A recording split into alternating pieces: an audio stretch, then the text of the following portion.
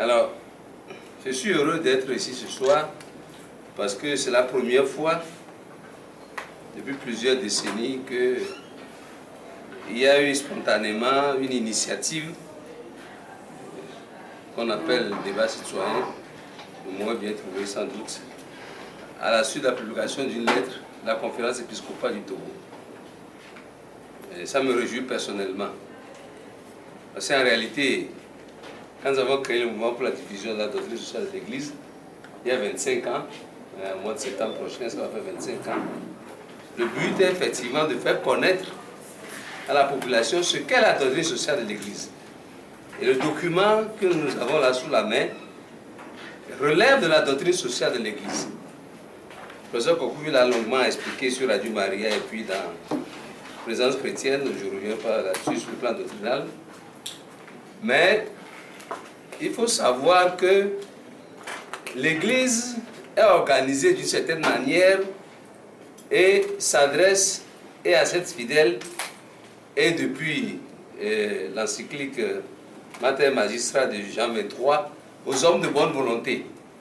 C'est-à-dire il y a des lettres, des encycliques qui ne sont pas seulement adressées aux fidèles, mais aussi aux hommes de bonne volonté. C'est-à-dire pour permettre à ceux qui ne sont pas ou membres de l'Église ou croyants de pouvoir se saisir de la parole de l'Église.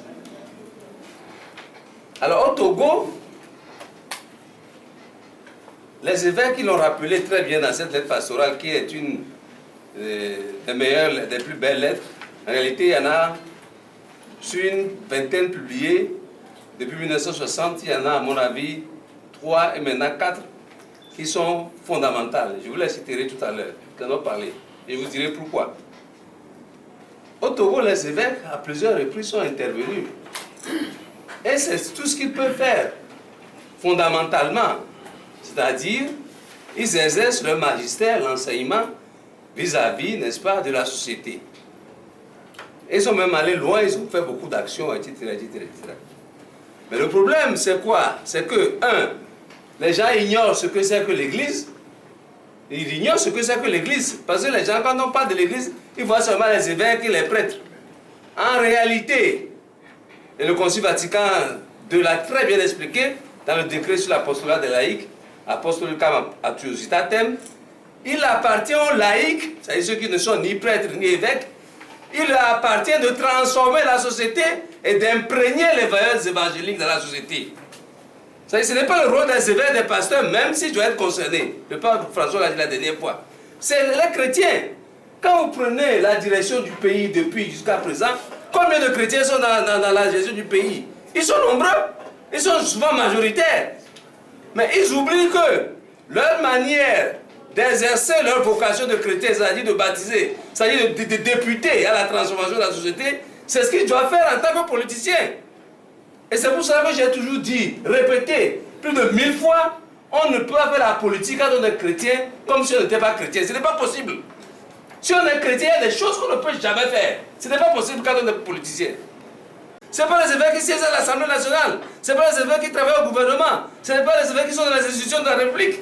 C'est des citoyens ordinaires et souvent des laïcs au sens ecclésiastique du terme. C'est des gens baptisés. Une fois que vous êtes baptisé au sein de l'Église catholique, vous recevez un mandat. Vous êtes député à transformer la société au nom de la vérité. C'est ce que les évêques disent.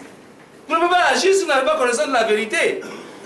Et en définitive, la vérité, c'est Jésus-Christ. C'est la parole de Dieu, n'est-ce pas? Donc nos évêques, depuis, ont régulièrement attiré l'attention des citoyens sur la situation du pays et de manière grave. La lettre la plus déterminante sur le plan doctrinal est la lettre de 1967, après le coup d'État. Il faut absolument relire cette lettre où les évêques parlent de la nécessité de construire la nation togolaise. Et où ils pointent déjà à l'horizon l'argent qui menace la société.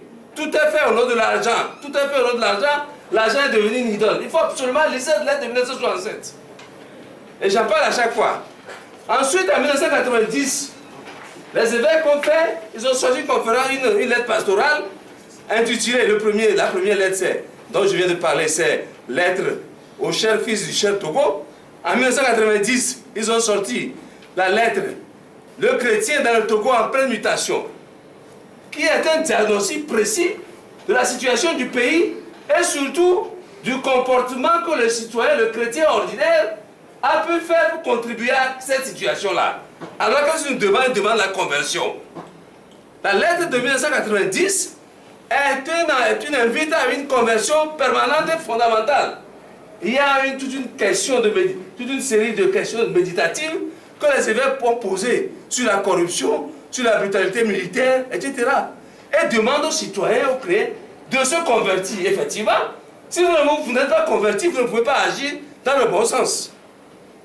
Et ensuite, avant la fin de la conférence nationale, ils ont sorti la lettre pastorale qui est doctrinalement bien articulée, où ils ont beaucoup fait référence à la lettre du pape Paul VI au cardinal Roy, Dr. Jésus Advenies, où on parle vraiment du politique, de la chose politique.